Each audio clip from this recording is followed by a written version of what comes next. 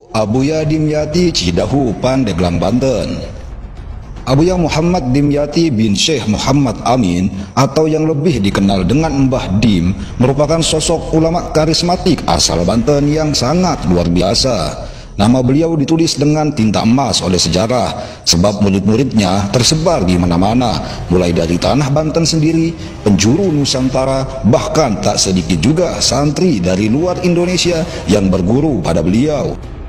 Di antara muridnya yang sangat masyhur yaitu Abuya Usuk Caringin, Abuya Munfasir pada Rincang, Habib Hasan bin Ja'far As-Segaf, Abuya Uci Turtusi, dan yang pasti Abuya Muhtadi dan Abuya Murtado yang merupakan putra dari Abuya Dimyati yang paling menonjol saat ini.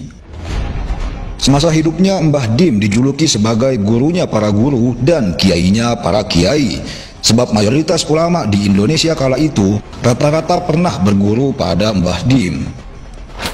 Jika membahas karomah kesaktian Mbah Dim, nampaknya tak akan ada habis-habisnya.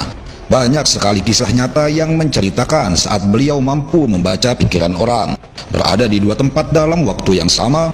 Bahkan ada yang masih sering melihat beliau ziarah ke makam Syekh Abdul Qadir Al-Jailani padahal beliau sudah wafat. Beliau berguru pada berbagai ulama sepuh di tanah Jawa, yang mana kesemua gurunya bermuara pada Syekh Nawawi Al-Bantani. Yang lebih menakjubkannya, setelah beliau berguru, tak lama kemudian para ulama sepuh wafat. Mbah Dim merupakan penganut Thariqah Qadiriyah Naqsyabandiyah dari Syekh Abdul Halim, tetapi praktek suluk kepada para jamaah, beliau hanya mengajarkan Thariqah Syadiliyah dari Syekh Dalhar Watu Congol. Nasab beliau tersambung hingga Rasulullah SAW melalui Sultan Hasanuddin bin Syarif Hidayatullah Sunan Gunung Jati. Satu kisah unik saat pertama kali Mbah Dim datang untuk nyantri ke pesantren Mbah Dalhar Watu Congol. Sehari sebelum kedatangan Mbah Dim, Mbah Dalhar berkata pada santri-santrinya, "Besok pondok kita akan kedatangan kitab banyak." Ucapan Mbah Dalhar ini membuat sebagian santrinya bingung.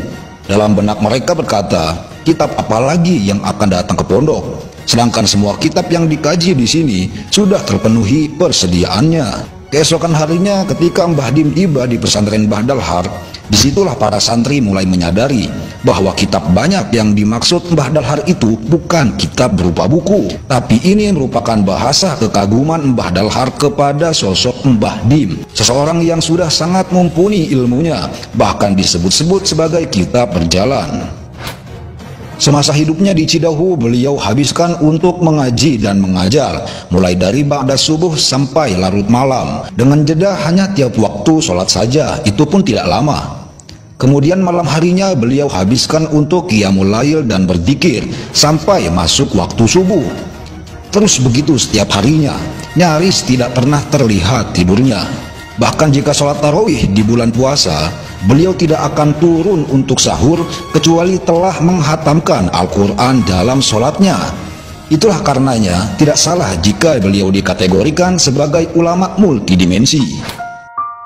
Hingga tepat pada hari Jumat dini hari 3 Oktober tahun 2003, Abuya Dimyati dipanggil oleh Allah ke haribaannya. Banten sangat terpukul karena telah kehilangan sosok ulama karismatik yang menjadi tumpuan berbagai kalangan masyarakat. Bukan hanya Banten saja, tetapi juga umat Islam pada umumnya.